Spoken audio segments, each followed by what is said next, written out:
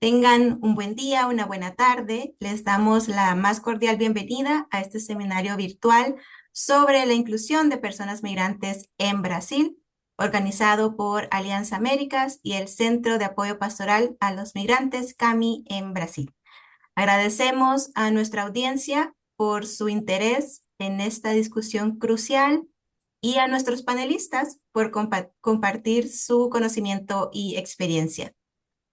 Hoy conversaremos sobre políticas públicas de inclusión de personas migrantes en Brasil, un país que ha demostrado un fuerte compromiso con la integración de poblaciones migrantes, no solo a nivel local, sino también en el ámbito federal.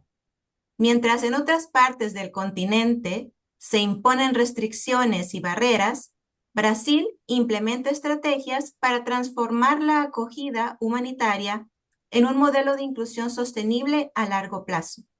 Es innegable que las políticas de inclusión y reintegración generan beneficios significativos tanto para las comunidades migrantes como para el país en general. Esto fortalece el mercado laboral, enriquece la diversidad cultural, promueve el acceso a derechos fundamentales como la salud y la educación y construye las bases de sociedades más equitativas e inclusivas. Sin embargo, también existen desafíos en la implementación y sostenibilidad de estos programas, los cuales analizaremos en este conversatorio. Este espacio busca generar un intercambio de buenas prácticas y fortalecer propuestas que sigan garantizando los derechos de las personas migrantes en Brasil y en el continente. Sin más preámbulo, presento a nuestros panelistas. Con nosotros está Nuria Carbaza, asesora de la Coordinación de Política para Migrantes de la Prefeitura de Sao Paulo. Gracias por estar aquí. Carla Aguilar, de CAMI, y también de la Red de Promoción del Trabajo Decente. También está con nosotros Antonio Andrade, de Bolivia Cultural, una asociación cultural migrante. Paulo Iles, ex coordinador nacional de la política para migrantes del Ministerio de Justicia y Seguridad Pública. Y finalizamos también con Roque Batuzzi, de CAMI. Así que muchas gracias a todos por estar aquí. Y para comenzar nuestra conversación, quisiera plantear la primera pregunta. Brasil ha apostado por la inclusión de las personas migrantes a nivel local y federal. Desde su experiencia, ¿cuáles han sido los principales avances de esta materia y qué impacto han tenido en las comunidades migrantes y en las sociedades locales? Empezamos con Roque. Muy bien, primero que todo, muy buenas tardes. Es un placer estar aquí. Yo sé que mucha gente en este momento está preocupada con la situación migratoria del mundo. No es solamente la situación de Brasil o de Estados Unidos o América Central, pero todo el mundo está preocupado con la cuestión migratoria y tenemos dos extremos. Un extremo que trata de los derechos de los inmigrantes. Entonces, este grupo intenta poner en práctica lo que tenemos escrito aquí atrás de nosotros, que es libres con derechos en cualquier lugar del mundo.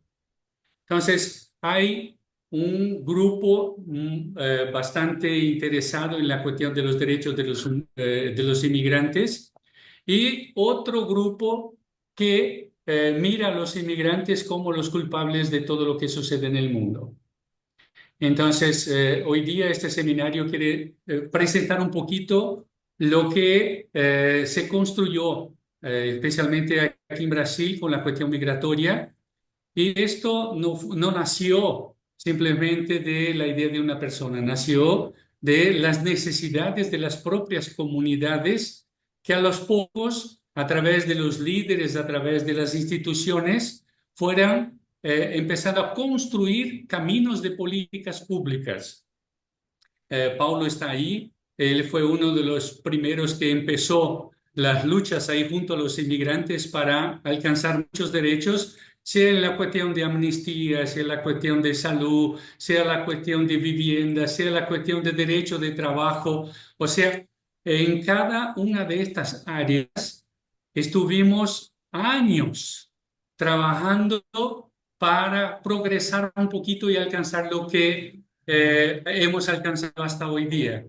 Pero yo dejo para más tarde hablar un poquito más sobre este tema, que es solo un poquito más que toda la presentación. Entonces, Roque, estoy coordinador aquí de CAMI desde 2011, sucediendo Paulo Ides, que está aquí con nosotros hoy día también. Gracias, Roque. Le doy la palabra a Nuria y tal vez después pasamos a un punteo de Pablo. Así que Nuria, adelante. Buenas tardes a todos y a todas. Bueno, mi nombre es Nuria y estoy aquí representando la alcaldía de Sao Paulo, más específicamente la coordinación de políticas para inmigrantes y promoción del trabajo decente. Esta área de la alcaldía es un área que existe desde 2013 y desde 2013 hasta hoy, afortunadamente se pudieron construir muchas cosas importantes que incluyen a la población migrante y todas ellas se construyeron con la sociedad civil o partiendo de la sociedad civil incluso, ¿no? Más bien dicho. Entonces, creo que Sao Paulo tiene la suerte de haber podido construir una base muy importante que garantiza la inclusión de las personas inmigrantes y eso se dio también por ese diálogo que siempre existió de esa pauta, de esa lucha que siempre se pautó desde la población inmigrante misma que siempre reivindicó sus derechos y fue posible que estuviera inserida y como aún está inserida, claro, en toda la construcción de políticas públicas. Y bueno, la pregunta decías que cuáles han sido los principales avances y siempre decimos que la propia construcción de una política municipal, ¿no? que ve a los inmigrantes como sujetos de derechos y que incluso se creó en 2016 antes de la nueva ley de migraciones a nivel federal. Es uno de los grandes hechos bueno, ya garantiza, ya pone, garantiza esa estructura de que se vea al inmigrante como un sujeto de derechos y un ciudadano, ciudadana, como cualquier otra persona nacional, ¿no? Y además, para la inclusión participativa de los inmigrantes, tenemos después también, que lo pone la misma política, ¿no? La existencia del Consejo Municipal de Inmigrantes. El Consejo Municipal de Inmigrantes es un órgano colegiado en el que representantes de la sociedad civil inmigrante y representantes de la propia alcaldía se reúnen para proponer, para debatir, para colocar las necesidades de los inmigrantes y para pensar juntos maneras de proponer formas de combatir algunas necesidades o dar respuestas, ¿no? Al fin y al cabo, a algunas de esas necesidades. Y además tenemos también otros mecanismos que garantizan la participación social inmigrante, que son las conferencias, que son, en fin, grandes eventos donde se hace un debate mucho más amplio, que su propósito es dictar un poco los caminos que la política y las iniciativas del poder público deben tomar. De la última conferencia, que fue en 2018, 19, salió el Plano Municipal de Políticas para Inmigrantes, que es un documento con 81 acciones que la prefectura, que la alcaldía debe tomar como responsabilidad y implementar aquí en la ciudad, que son propuestas que salieron de la propia discusión con todos esos actores, no solamente inmigrantes de toda diversidad de nacionalidades y organizaciones, pero también organizaciones, ONG, organizaciones internacionales, personas que trabajan en la asistencia de los inmigrantes. Entonces, como puntos principales que Sao Paulo tiene como característica, yo resaltaría estas iniciativas. Muchísimas gracias, Nuria. Y lo que tú dices es muy importante, ¿no? El rol activo de las comunidades migrantes en estos procesos de organización, ¿no? Y de liderazgo en espacios de incidencia y sobre todo en la elaboración de estas políticas es sumamente importante. Pablo, ¿tú tienes algo que quieras puntualizar? Hola, buenas tardes. Primero, un gusto saludarles a ustedes de Alianzas Américas. Yo conozco Alianza Américas desde la época de NALC, ¿no? De Chacón y todos estos compañeros que los veo todos muy autoridades hoy, ¿no? Eh, pero gracias, Roque, Carla, por colocarme en esta agenda. Gusto, Antonio, Nuria, grandes amigos. Bueno, se fueron mis 2 minutos, ¿no? Pero para, para puntuar algo, ¿no? Primero, decir que sí, estoy de acuerdo con las palabras de los compañeros. Y si es para resumir en pocas palabras, yo creo que hoy el gran desafío para la política migratoria es una respuesta estructurada, ¿no? Como ha dicho aquí Nuria, São Paulo tiene la ley, tiene un plan. São Paulo tiene una política estructurada. Creo que es la única ciudad de Brasil que realmente tiene una política migratoria estructurada. Lo que nosotros vemos son iniciativas que se lanzan y se mueren al primer año. Y eso son muchísimas por todo el país e incluso en el gobierno nacional. En el gobierno nacional hay 4 grandes acciones que son paradigmáticas que deberían haber sido desarrolladas este año, que sería la realización de la Conferencia Nacional de Migraciones.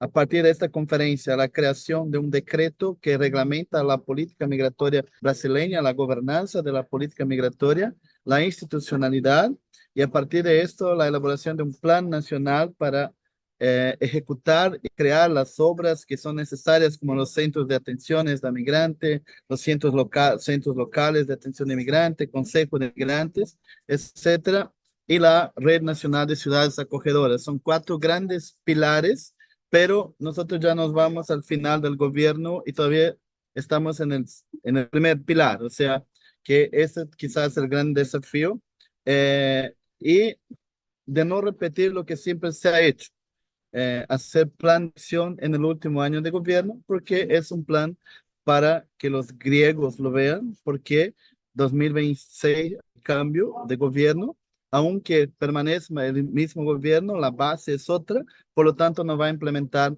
el plan que se ha hecho este año. Entonces yo creo que estamos en un gran desafío y el debate principal es cómo estructurar una política migratoria amplia y que congregue a todos los desafíos, dando institucionalidad.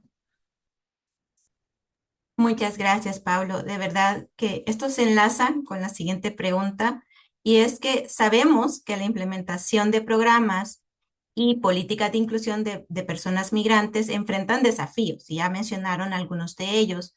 Y quiero preguntarle a Carla, ¿cuáles han sido los mayores obstáculos que han identificado y cómo se han abordado para garantizar una integración efectiva?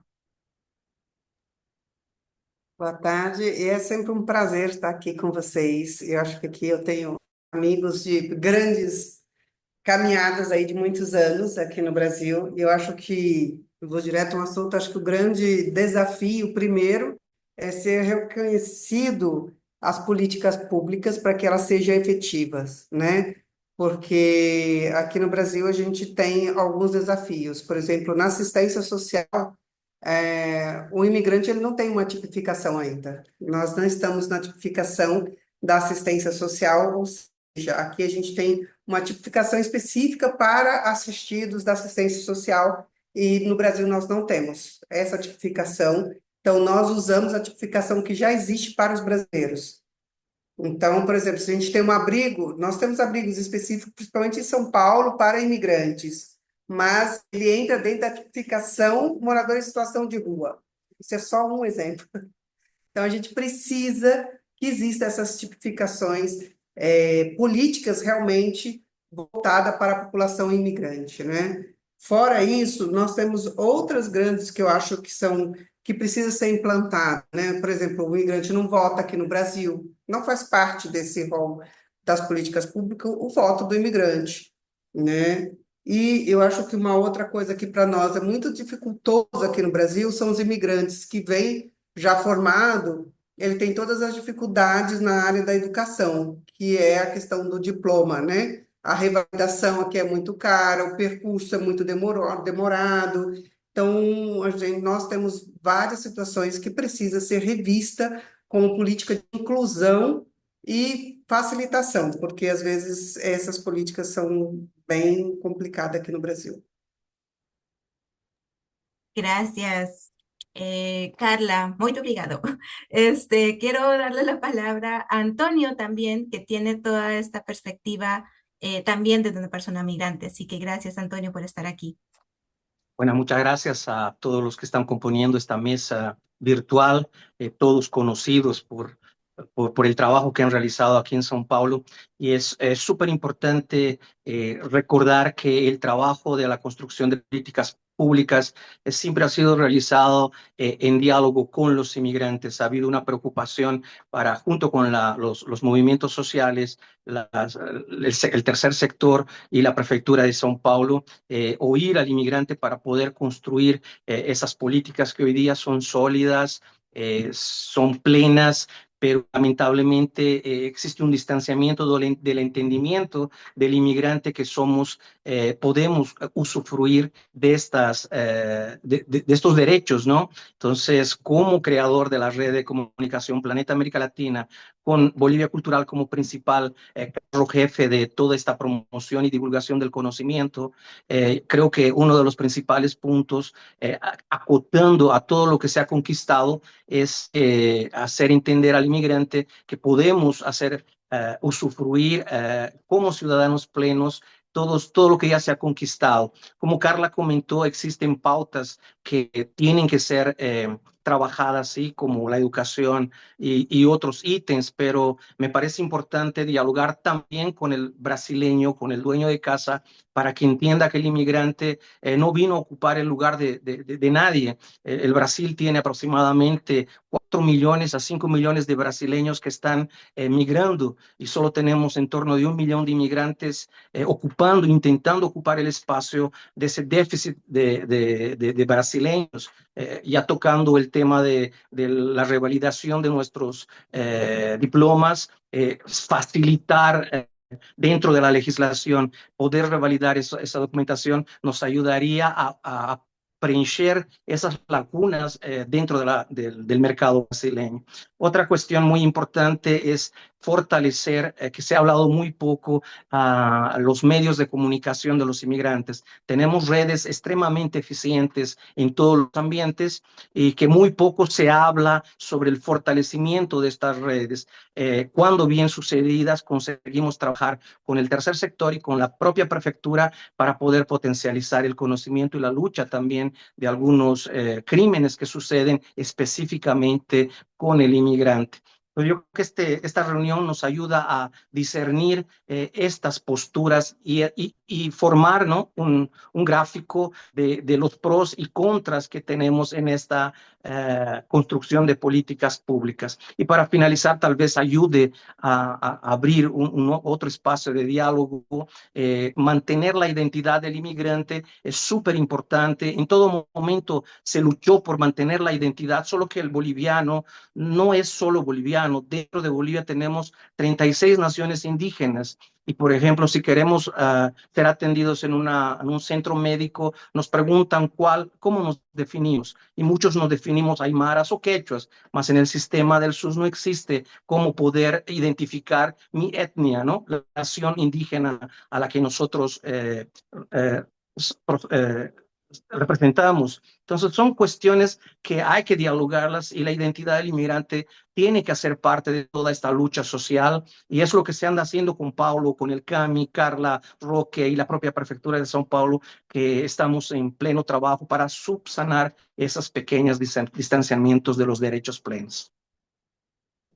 Muchas gracias, Antonio. Y como ustedes decían, estos desafíos de estas políticas públicas, pero también de la burocracia de nuestros países, ¿no? En cómo facilitamos o que creamos más barreras facilitando los procesos para personas migrantes, y no se diga en otros países que no son Brasil, ¿no? Entonces, ¿cómo facilitamos, cómo quitamos barreras innecesarias en reconocer, por ejemplo, como ya señalaba Carla, los títulos, los diplomas de las personas que ya vienen con formación a nuestros países, y que sean procesos de inclusión ágiles, eficientes y efectivos, ¿no?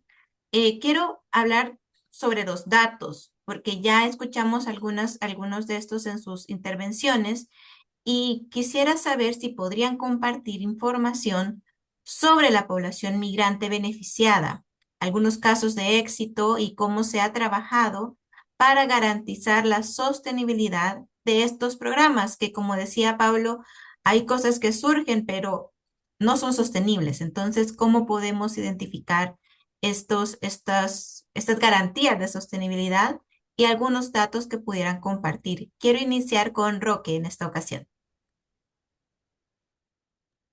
Muy bien, entonces para que entendamos un poquito cómo es la ciudad de San Paulo, bueno, recordar que tenemos aquí más o menos como 180 países dentro de la ciudad de San Paulo. Son 180 culturas, 180 diferencias de idiomas y muchas veces esto es un problema para el sistema público que solo habla portugués. La inclusión de estas personas es una dificultad cuando especialmente los nativos discriminan, cuando los nativos tienen xenofobia, cuando los nativos no tienen interés en acoger y ayudar a la persona que está llegando. Entonces, quiero traer aquí un pequeño ejemplo que fue Brasil hasta 2004 no ofrecía salud gratuita a todas las personas. Era solamente para aquellos que tenían un número de cadastro de persona física, que aquí llamamos un documento que llamamos de CPF. Entonces, aquel tiempo tuvimos un montón de casos de tuberculosis entre los inmigrantes. Nosotros, que actuamos como líderes de aquel tiempo, utilizamos de este problema de salud para participar de conferencias municipales, estaduales y también federales para luchar por el derecho al acceso universal de salud, que fuera garantizado a todas las personas.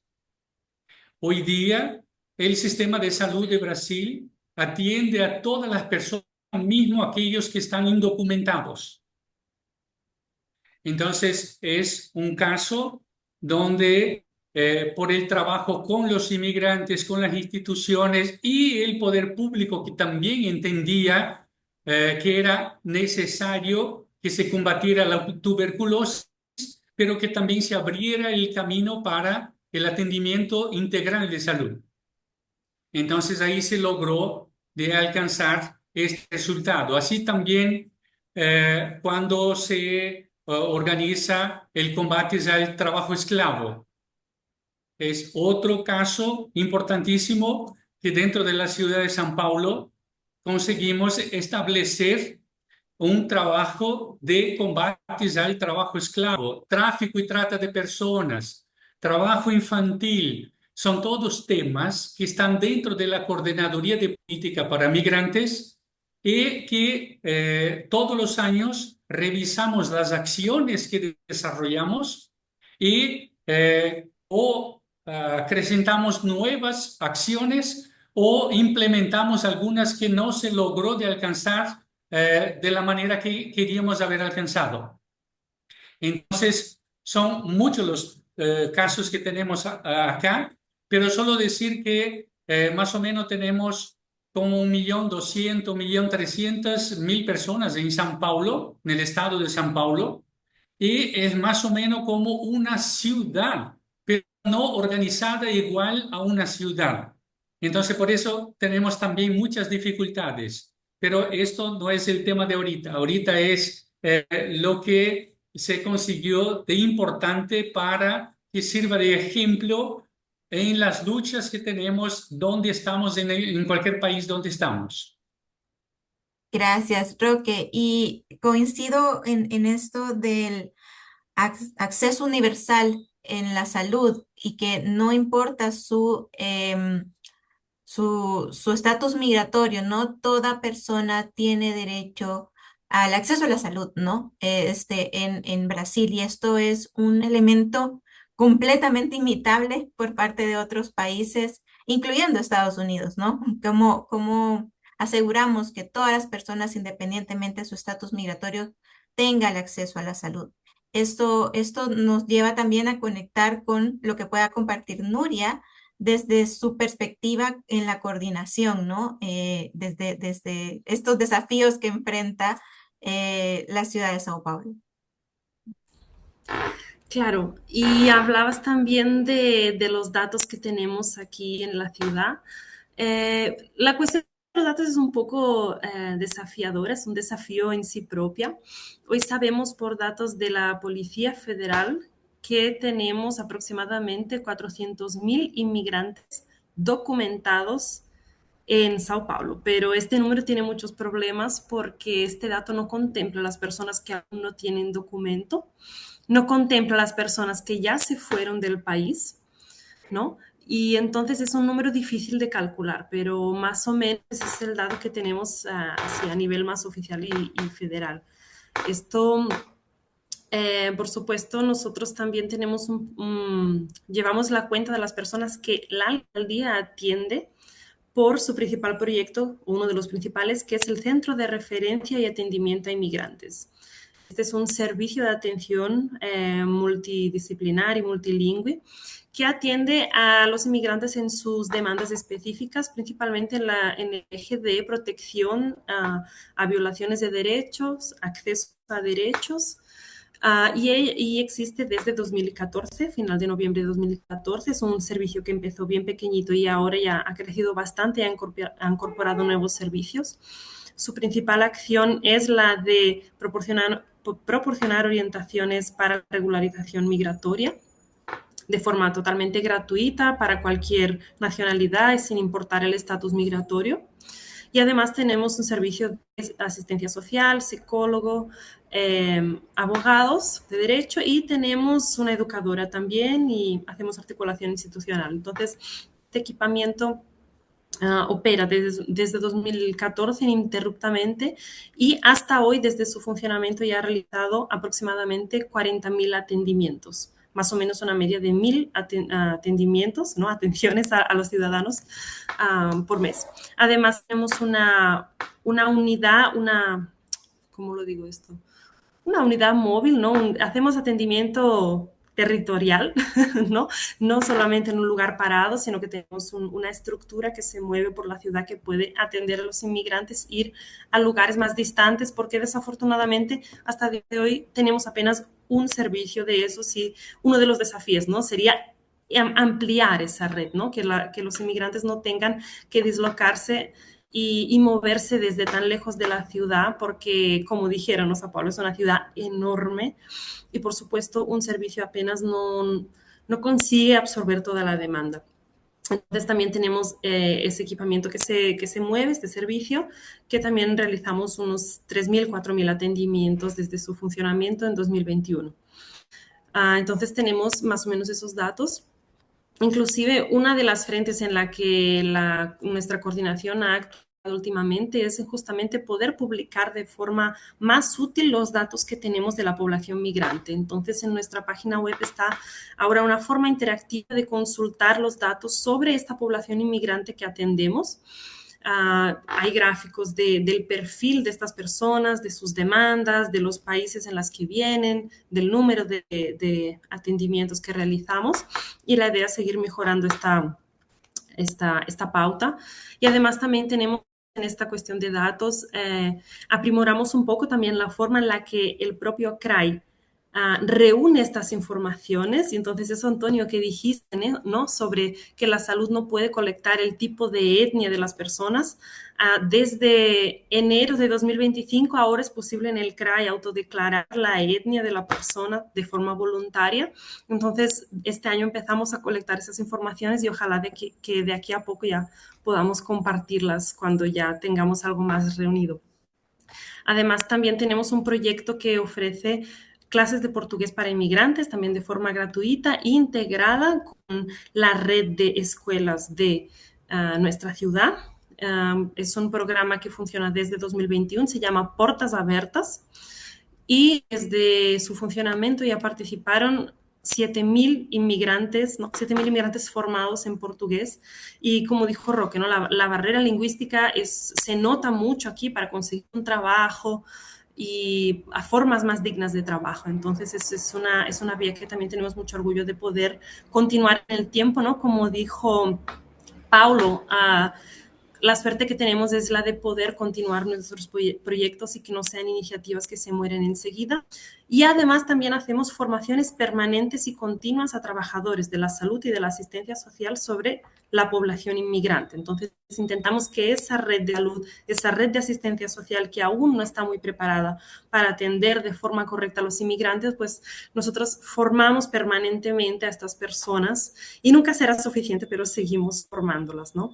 Además de, claro, traducir y disponibilizar varios materiales informativos sobre acceso a derecho, incluso de la salud, ¿no? Entonces, la Secretaría de Salud nos pide que podamos traducir varios materiales o incluso instrumentos de consentimiento que necesitan firmar en la salud, ahora los tienen disponibilizados en diferentes idiomas.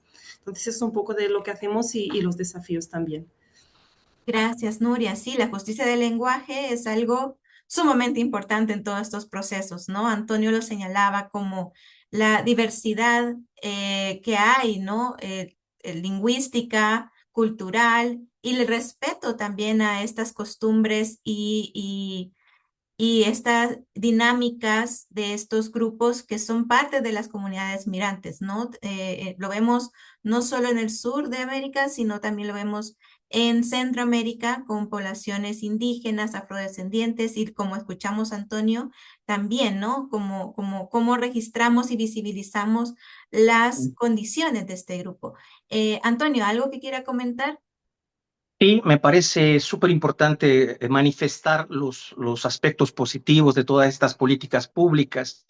Bolivia Cultural, junto con la campaña Eu Amo Bolivia, participamos en ponencias dentro de las escuelas de la red pública municipal. Son más de 300 ponencias en escuelas distintas, muchas dos o tres veces en diferentes años participando, mostrando la diversidad cultural que Bolivia tiene. Es muy grande hablar sobre el origen de Bolivia y los profesores tener la oportunidad de atender a estos inmigrantes respetando sus anseos y la identidad cultural que cada uno de nosotros posee. Destacando el trabajo de la Prefectura de São Paulo en la receptividad para los niños inmigrantes, podemos destacar que para un niño poder estudiar aquí no necesariamente necesita documento ni de inmigrante, muchas veces con el propio documento de origen, del país de origen, son aceptados y estudian. No necesitan tampoco traer la documentación de notas para poder ver cuál es el grado que el niño eventualmente tiene que ocupar. Se hace un test, se lo deja por unas semanas en algún curso que debería corresponder a su edad, pero en poco tiempo ya lo ubican a este menor para poder estudiar en el ciclo que le corresponde. Y vemos también que la prefectura,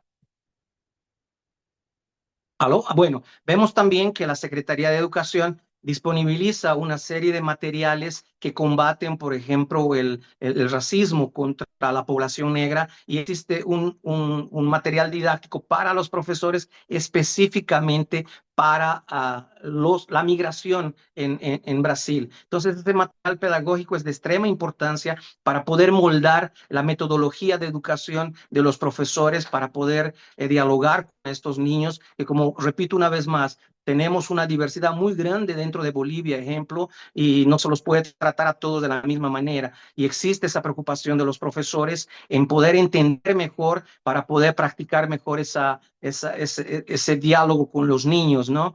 Y hay datos también súper importantes de los propios profesores, ese feedback después de una ponencia nuestra, informándonos que una pincelada de ese contenido presencial es súper importante. Los números mejoran dentro del atendimiento de la propia escuela, informando también que donde hay alumnos inmigrantes es una escuela que menos sufre depredación, es una escuela donde los profesores son más queridos, más respetados. Y eso es lo que trae el inmigrante, trae el respeto al adulto, al profesor, el respeto al espacio físico. Entonces son datos que también hay que registrarlos, que la inserción de este inmigrante ayuda a mejorar el proceso pedagógico dentro de las escuelas. Es un punto súper importante mencionarlo. Y también podemos dejar claro que la primera generación de niños que ya están la universidad, se están destacando porque están entrando en las universidades más difíciles de ser accesadas, como la USP y otras,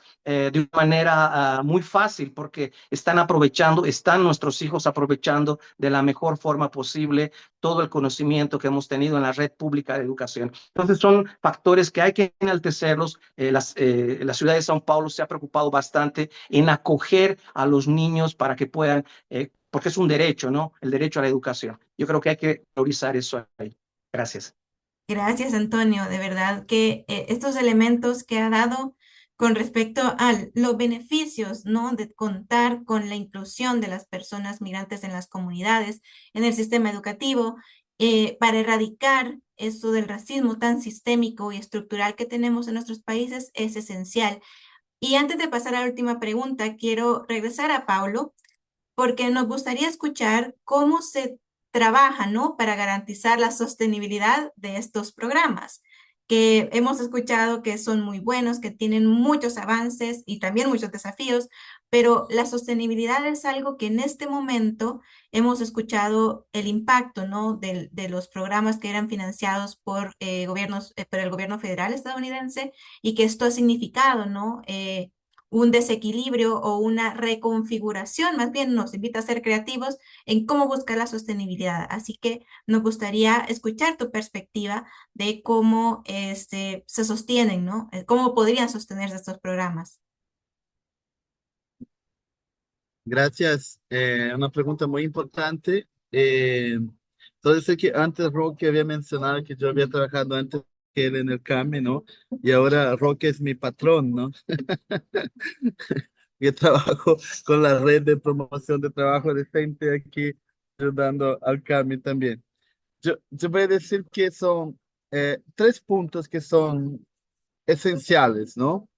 Eh, Primero, que yo diría que es la cuestión de la voluntad política, participación social y trabajo en red. Para mí esos tres puntos son esenciales para construir políticas sostenibles. Lo que nosotros vemos ahora en Brasil y en el mundo todo es el colapso de un sistema fallo, ¿no? Eh, yo les comento, por ejemplo, durante las elecciones aquí en São Paulo, eh, yo estuve trabajando en el programa de gobierno de la oposición a la actual alcaldía. Y en algún momento nos reunimos con algunos aliados internacionales y que me preguntaban, ¿pero qué va a pasar si no gana Boulos? ¿No? Y entonces yo respondía con mucha tranquilidad, decía, mira, nosotros en São Paulo no estamos tan preocupados en migración como en otras pautas, porque para nosotros, aunque gane la extrema derecha, tendrá problemas para destruir la política que está estructurada en São Paulo, ¿no? Entonces nosotros en São Paulo sí hemos conseguido, como dijo Roque al inicio, Nuria, Antonio, construir un modelo de política migratoria que es sostenible a lo largo del tiempo. Y para mí, y mira que yo estudié muchísimas ciudades, ¿no? Estuve en Francia, estudié Barcelona, estudié Lisboa, estudié Grenoble, Palermo, Berlín, y Nueva York, y tantas otras, San Francisco, y otras ciudades.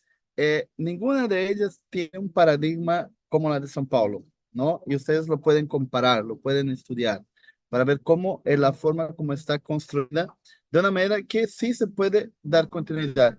No es así en el gobierno nacional, ¿no? A tal punto de que la gestión de la política migratoria está tercerizada, ¿no? Está transferida para responsabilidad a las agencias de las Naciones Unidas y una serie de otras organizaciones internacionales que manejan todo un programa de recursos que son oriundos de ayuda externa.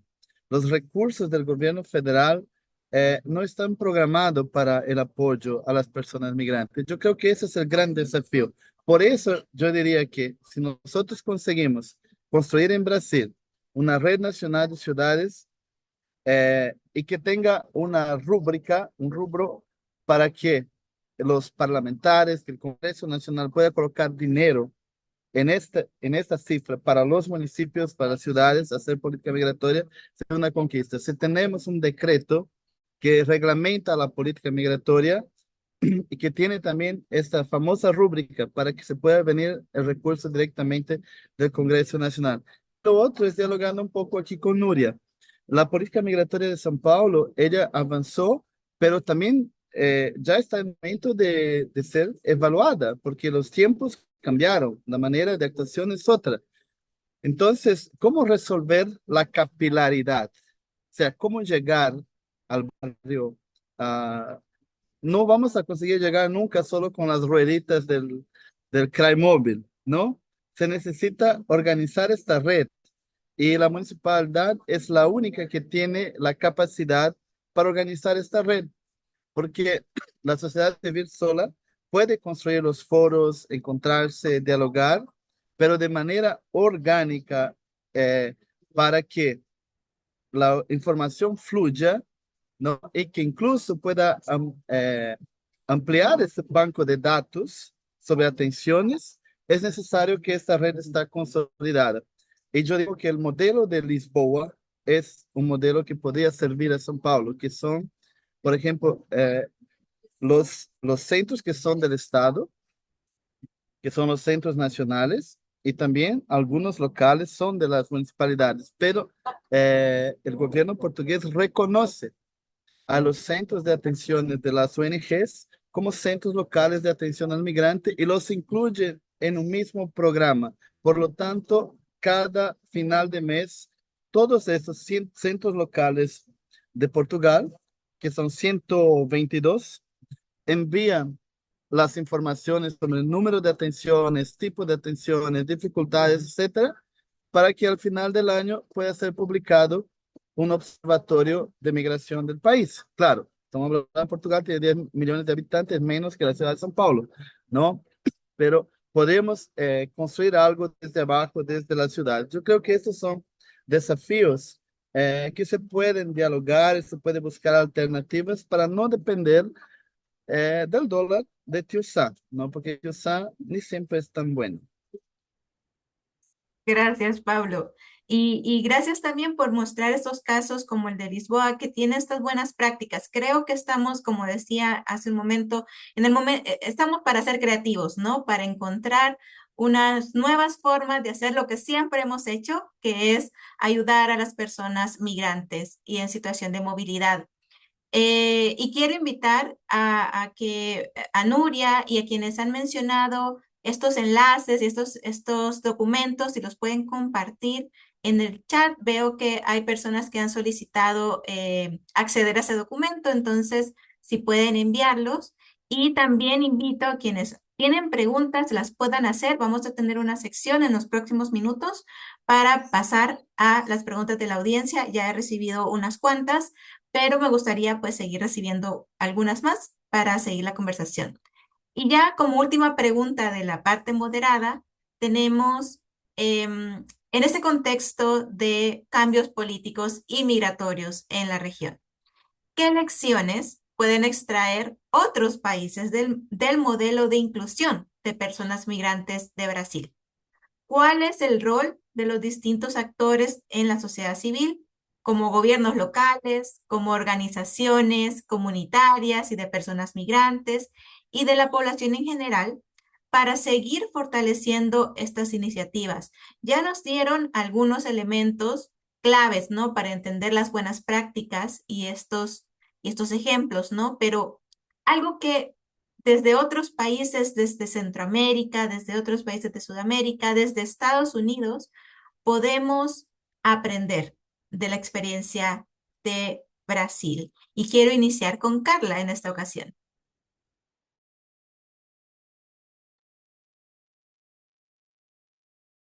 É difícil, né? Falar do que de tudo isso que nós falamos, o que nós podemos falar, né?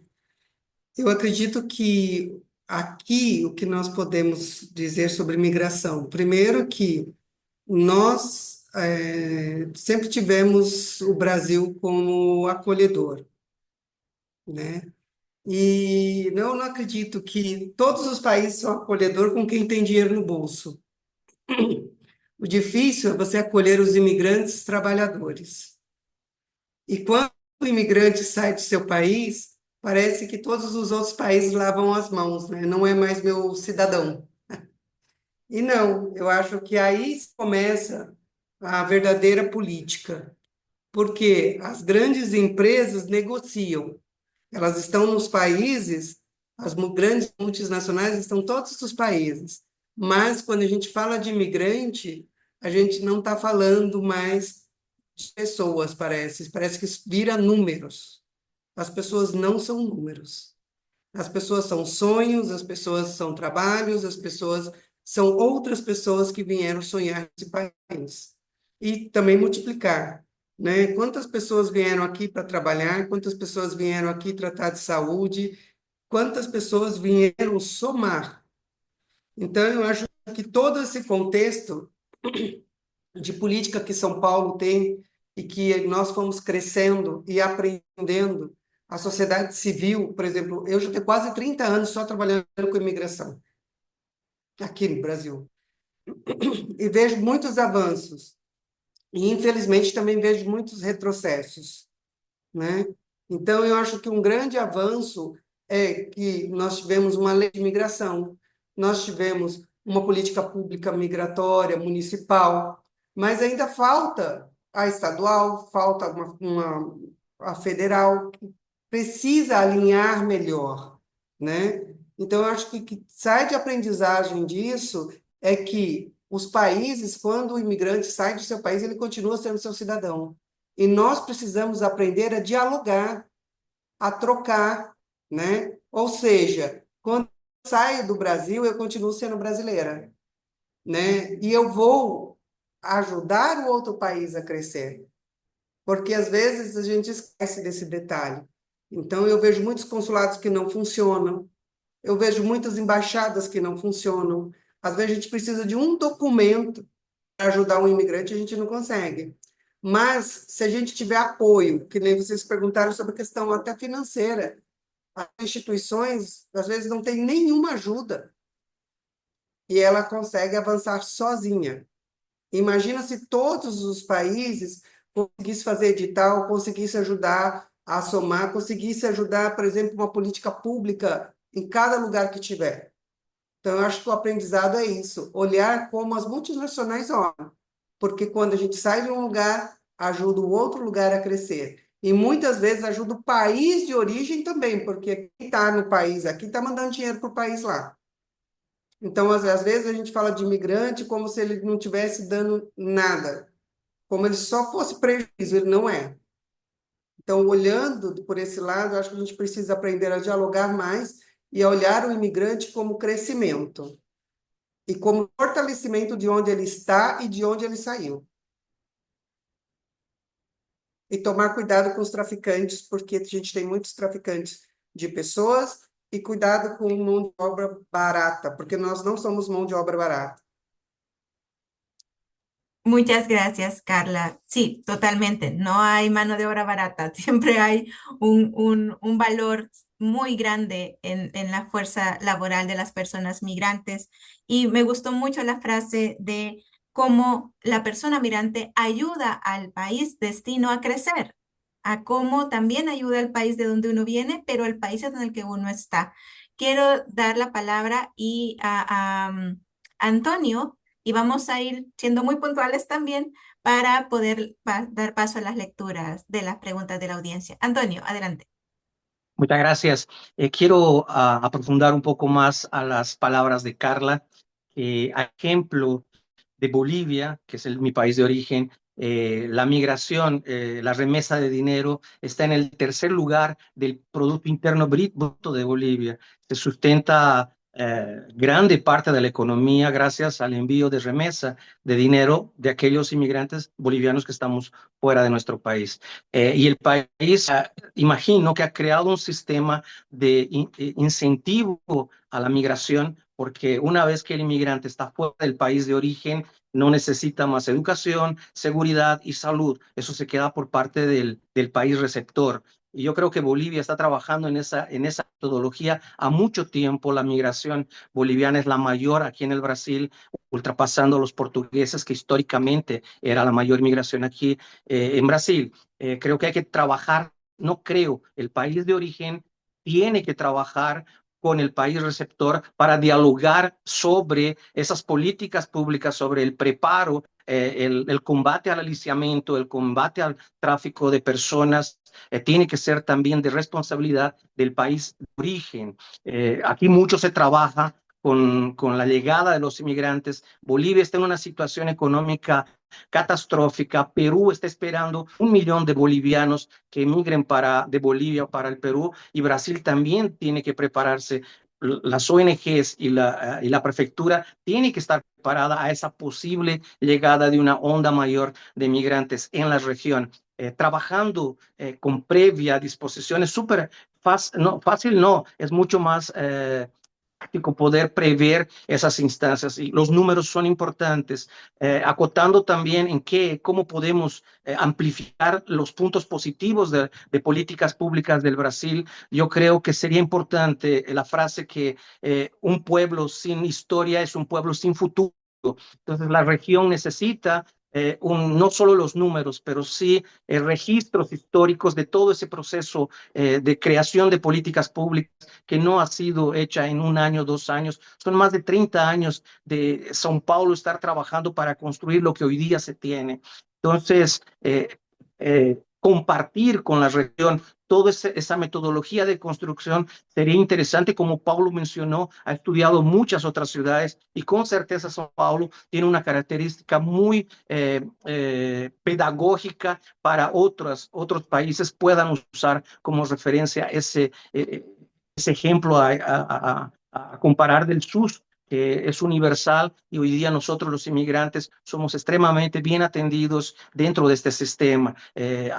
Otra cuestión que hay que trabajar bastante es que el funcionario público sea consciente de esos derechos para no en algún momento, por falta de conocimiento, cohibir y no permitir que un inmigrante pueda usar ese derecho pleno, ya sea en la educación, ya sea en la salud. Y para finalizar, yo creo que tenemos que enfatizar que el Brasil no está a las mil maravillas. Las policías militar, policía federal y policía civil han dado un retroceso en el atendimiento al inmigrante, han cambiado métodos de abordaje a los inmigrantes, mismo que las ONGs estén, la propia Secretaría de Derechos Humanos y otros CAMI, SEDIC, Paulo Willies, tanta gente trabajando, pero es muy difícil querer luchar contra un ambiente tan fuerte como es el militar. El Brasil continúa teniendo una policía militar y no está siendo el más adecuado en su abordaje a los inmigrantes. Eso es una pérdida de derechos. Yo creo que el mundo tiene que saber que la policía militar actualmente está siendo truculento en el abordaje con los inmigrantes aquí en la ciudad de São Paulo. Gracias, Antonio. Carla también señalaba, ¿no? Hay muchos avances, pero también retrocesos. Nuria, adelante. Bueno, estoy totalmente de acuerdo con lo que los compañeros están trayendo, están subrayando como importante. Estoy de acuerdo que tenemos muchos desafíos, tenemos que ampliar la red, tenemos que unificar mejor la cuestión de datos, la cuestión de todo el mundo que está trabajando en pro de los mismos objetivos, al fin y al cabo, ¿no?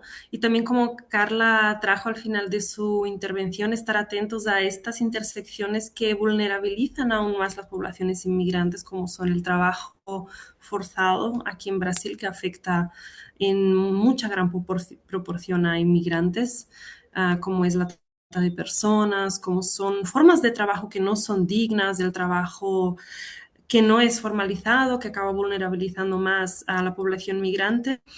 Y eso no es algo que afecta solo a la población migrante, también afecta a toda la población en general y tiene mucha relación con la situación general del país o de los países en el mundo, porque sabemos que cuando llega una crisis, lo primero que se baja el precio para que los dueños de las empresas puedan seguir teniendo sus ganancias es en la fuerza de trabajo. Entonces, también uno de los otros desafíos es cómo a nivel municipal, desde mi punto de vista, ¿no? Intentar dar una respuesta a cuestiones que sobrepasan mucho nuestra altura, ¿no? Que son cuestiones federales, que son cuestiones internacionales y geopolíticas. Entonces es también, ese es un gran desafío que también es un poco difícil de entender hasta dónde podemos llegar y aún más cuando tenemos desafíos de presupuesto o de prioridades políticas también, ¿no? Entonces, creo que bueno que podemos debatirlo y ponerlo aquí sobre la mesa para pensar entre todos, porque es súper importante esos espacios de diálogo. Gracias, Nuria. Y antes de darle la palabra a Pablo, voy a traer dos preguntas que hizo la audiencia. Una de ellas es, ¿cuál es la opinión pública sobre estas políticas de inclusión? ¿Cuál es la percepción, ¿no? de la población en general, de la sociedad en general, sobre estos programas de inclusión de personas migrantes? Y la otra pregunta, además de que les felicitan a ustedes por todo el trabajo que realizan, especialmente a Pablo, un saludo de José Luis Gutiérrez, eh, es que ante una situación de crisis migratoria en Estados Unidos, ¿cuáles serían sus principales recomendaciones a las organizaciones de liderazgo migrante? ¿Qué consideran son claves para tener mejores políticas públicas para las personas migrantes? Recojo estas dos preguntas y comparto con ustedes y voy a darle la palabra a Pablo para iniciar. Gracias, un saludo a mi gran amigo José Luis. Qué gusto, ¿no? Nos gustaría encontrarnos algún día por estos foros nuevamente. Eh, las preguntas son muy interesantes, ¿no? Y nos colocan en desafíos muy concretos. Yo creo que hoy día, si miramos para la realidad de Brasil, hemos avanzado muchísimo. Nosotros somos críticos, ¿no? Pero hay cosas en la legislación brasileña que básicamente solo hay en la brasileña, que es la no criminalización de la migración, uh, independientemente de cuál sea el estatus migratorio, y ese es un paradigma que es necesario proteger y defenderlo siempre. Por otro lado, también hay instancias de participación que no hay en otros lugares. No, por ejemplo, nosotros tenemos aquí el Formigra, que es un foro de migrantes con el Ministerio de Derechos Humanos, que eh, falta alguna organización para este foro, pero es una iniciativa importante que quizás pueda contrastar con el paradigma de seguridad que es la base de la política del Ministerio de Justicia, por ejemplo, para que tengamos una política un poco más sólida y democrática. Lo otro un punto que me olvidé de decir antes, ¿no?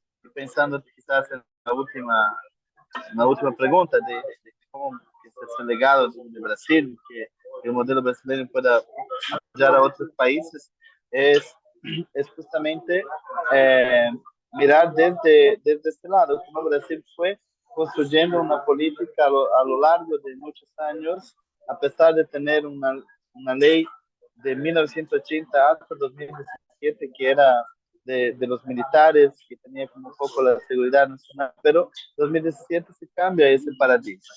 Y yo creo que la sociedad ha aceptado ese nuevo paradigma. Quizás el desafío interno, ¿no? De cómo hacer que los agentes públicos federales entiendan que nosotros tenemos una nueva ley, no es más la ley de 1980. Entonces falta capacitación, falta movilización también para formar a estos servidores. Y por otro, es el fortalecimiento de la democracia. Yo creo que nuestros países latinoamericanos tienen democracias muy frágiles y que siempre se están amenazadas. Y cuando eso pasa, toda la política de derechos humanos está amenazada. Y la política de migración nosotros queremos que esté con este enfoque de derechos humanos, derechos sociales, etc. Entonces, yo creo que el desafío siempre está ahí puesto. Uno de los principales dificultades y que quizás a veces pone traba a la movilización de las lideranzas migrantes, el hecho que en Brasil los migrantes no votan, ¿no? Y eso creo que es una violación de derechos, ¿no? Para las personas, porque todos tenemos derechos de votar y de ser votados incluso, y Brasil podría cambiar esto. Entonces hay una lucha en ese sentido y que afecta, por ejemplo, la participación de los migrantes en los varios consejos. ¿Qué vamos a participar de un consejo si no podemos participar de una elección para un cargo municipal, regional o mismo federal, ¿no? Entonces yo creo que pasa un poco por ahí, pero hemos avanzado muchísimo, y los migrantes son protagonistas de esta transformación junto con la sociedad civil, y en eso creo que Brasil puede tener estar muy seguro, ¿no? Que ha hecho un camino con imperfecciones, pero que quizás podamos avanzar muchísimo en los próximos años. Gracias, Pablo. Hemos llegado ya a la hora del evento, pero no quiero cerrar este espacio de las intervenciones de la audiencia sin darle la palabra a Roque para que pueda también dar esos 2 puntos sobre la opinión pública y qué podemos decirles a organizaciones de liderazgo migrante, sobre todo en Estados Unidos. Muy bien, primeramente quiero agradecer a cada persona que sacó un poquito de su tiempo para estar aquí con nosotros hoy día, a todos los oyentes que están acompañando este momento, esta discusión que es para beneficio de políticas públicas para los propios inmigrantes, ¿no? Entonces, agradecer este tiempito de cada uno, cada una, para pasar este momento con nosotros, y también a Federico, que estuvo mediando la organización ahí con ustedes. Bueno, primero que todo, decir que más fácil es trabajar del micro para el macro. No podemos esperar que un país, porque tenga un presidente tal, venga a nos ayudar. Nunca esto va a pasar. Siempre tiene que nacer de abajo para arriba.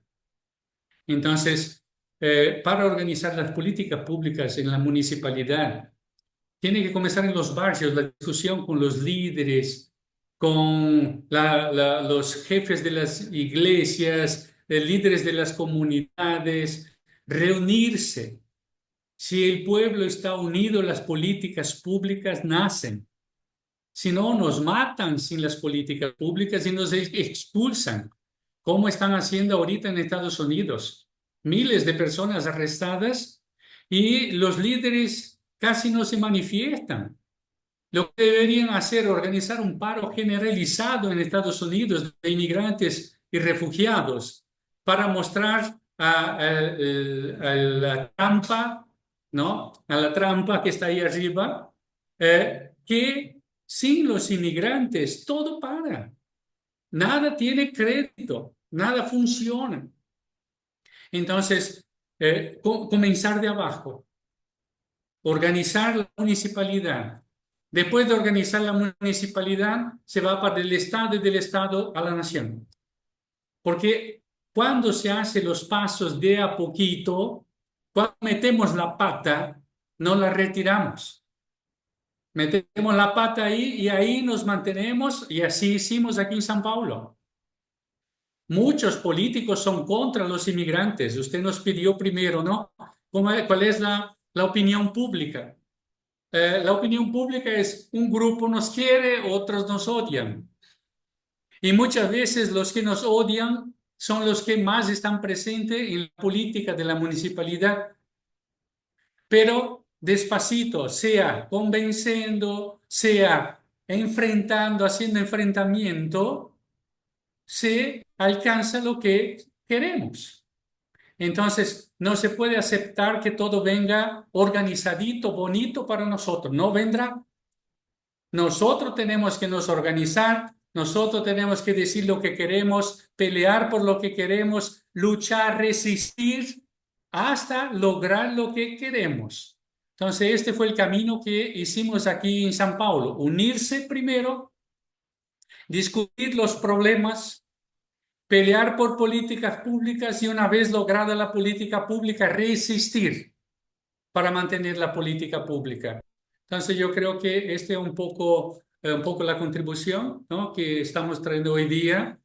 Es que no estamos solitos. El mundo entero está peleando por los derechos humanos, por los derechos de los inmigrantes. Entonces nunca nos sintamos solitos, nunca, porque siempre en algún punto del planeta Tierra está un líder, una líder que está ahí diciendo: yo lucho, peleo por los derechos humanos de los inmigrantes y refugiados. Entonces, el sentimiento de que no estamos solitos nos lleva a pelear por las políticas públicas y como resultado tener un grupo de inmigrantes acogidos y más felices en los países. Entonces, gracias a todos por la presencia, gracias por el espacio y vayamos ahí con la lucha, porque la lucha continúa, y que haga un bonito paro en Estados Unidos, paro general. Gracias, Roque. Y de verdad, gracias a Antonio, a Carla, a Nuria y a Paulo por sus valiosas contribuciones y a nuestra audiencia por su participación. Hoy hemos aprendido sobre el compromiso de Brasil con la integración y la inclusión de personas migrantes, los desafíos que persisten y las oportunidades que existen para seguir fortaleciendo las políticas de inclusión en la región. Esperamos que este espacio haya sido enriquecedor y que podamos seguir colaborando con la promoción de los derechos de las personas migrantes en las Américas. Gracias nuevamente a Cami por todo este evento, por todo el esfuerzo que nos han ayudado para tener esta conversación, y les invitamos a seguir en contacto y a continuar esta conversación en próximos eventos. Hasta pronto. Muchas gracias. Gracias. Gracias. Gracias.